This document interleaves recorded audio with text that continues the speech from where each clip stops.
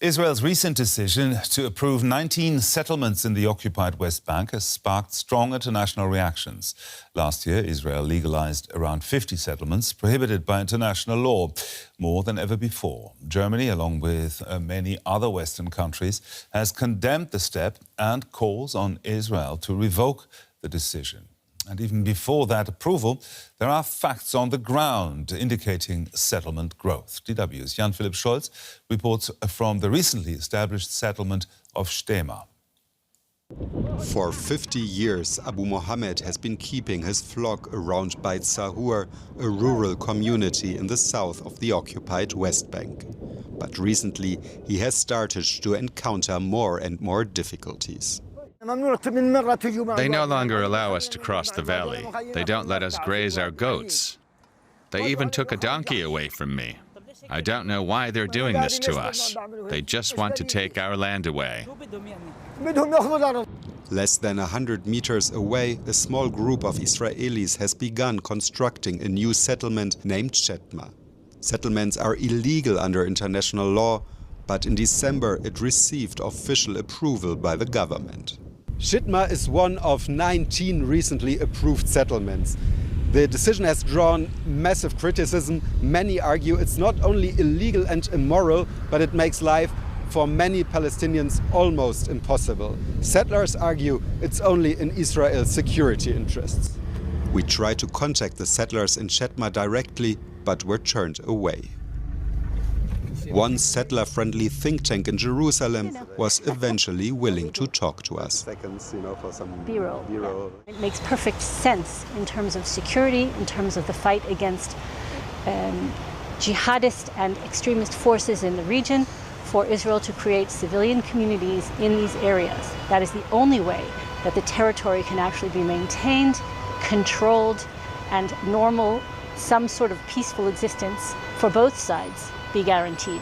Expert Dror Etkes has been analyzing Israel's settlement policies for years and comes to a very different conclusion. It's done deliberately in the deepest part on the West Bank, in order to basically destroy the Palestinian fabric of life everywhere.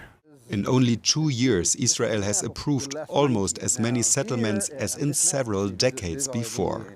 Some of these settlements already existed, some are completely new. Dror says this requires more than just a verbal condemnation by the international community. Start holding Israel responsible for what Israel actually is doing, which is this. Many observers expect the situation in the West Bank to worsen further in 2026.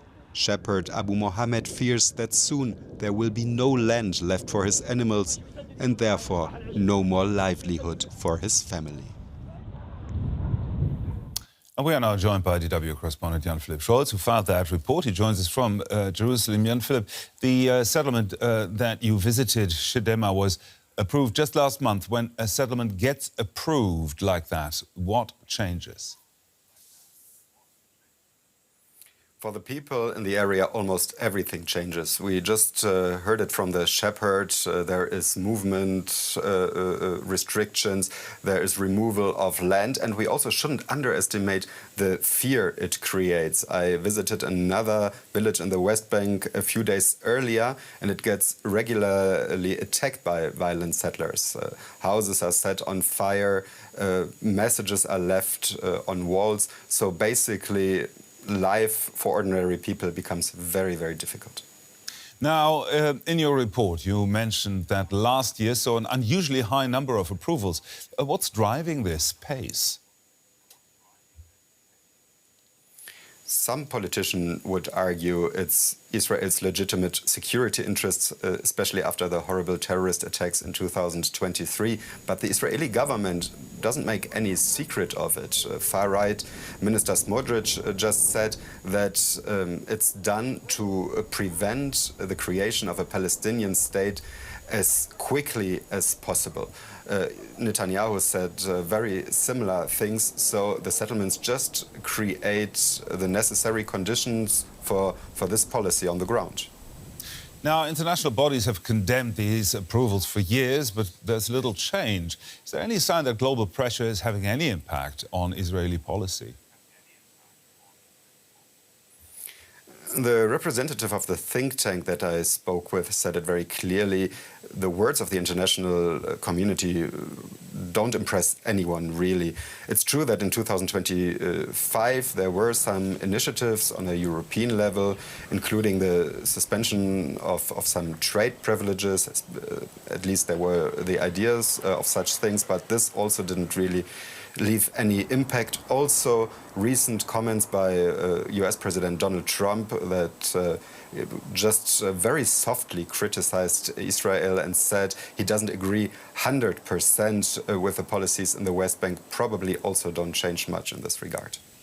Now, this is happening while international efforts are focused on Gaza and a broader peace plan. In which way is this peace plan, for example, affected by these settlements?